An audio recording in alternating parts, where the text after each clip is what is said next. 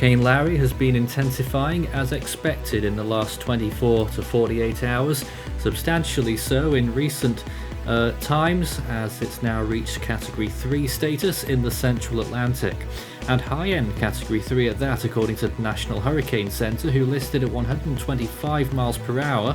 We have it slightly lower at 120, and a pressure around 960 millibars moving west-northwest at 15 miles per hour. As of 3 p.m. Eastern Time or Atlantic Standard Time, it was located 17.6 degrees north, 46.5 degrees west, and a wind field that's gradually building.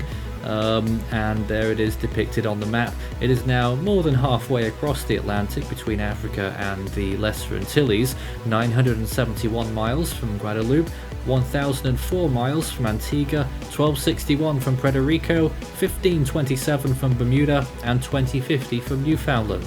It is starting to pitch upwards a little bit, and it will steer away clear from the Lesser Antilles. Eventually though, this storm could pose a risk to Bermuda and for Atlantic Canada as it turns towards the north and recurves eventually out to sea, but there may be some land masses in the way. Currently then, right now, the intensity guidance is pretty clear really. The ADT numbers ranging in the 120s in miles per hour, and that's where most estimates have this storm right now, so a fairly decent grip of where we're up to. And there is the forecast track. Not often you see it on National Hurricane Center cone, but a full 5-day full house of major hurricane cone points there, expected to be Category 3 or higher all the way through there, and to peak as a Category 4 early next week.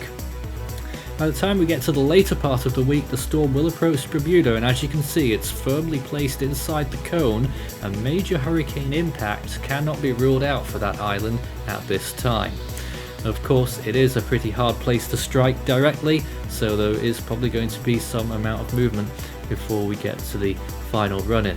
This is what the GFS model is proposing, I should say, moving towards the north and then northeast, a widening wind field, and you might just be able to see Bermuda on there. I think it gets towards the mid to maybe high end of tropical storm force winds, and this is the precipitation model showing that significant amounts of precipitation could fall over the island and for Canada later on. Obviously though, most of the impacts, what would be impacts, are well out at sea. Over 20 inches of rain may fall in some places over the water there.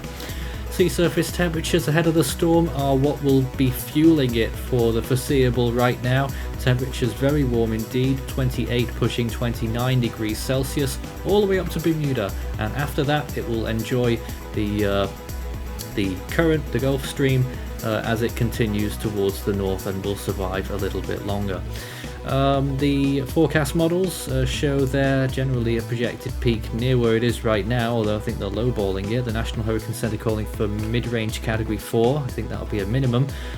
Wind shear will be extremely low for a little bit before rising gradually. Sea surface temperatures will reach their peak only on Tuesday and Wednesday, pushing into Thursday even, and relative humidity, after dropping a little, will rise again into next week. So here's the satellite imagery of the storm right now.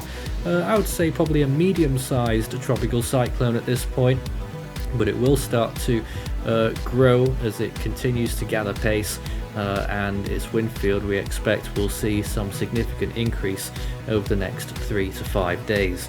But it's looking good on satellite imagery right now. It's got a very good eye, an eye wall that's built in around it. Still a little bit ragged, some work to go on that, but this storm is looking pretty decent in spite of all that dry air around it, and I think it will be with us for some time to come yet, with more strengthening on the forecast.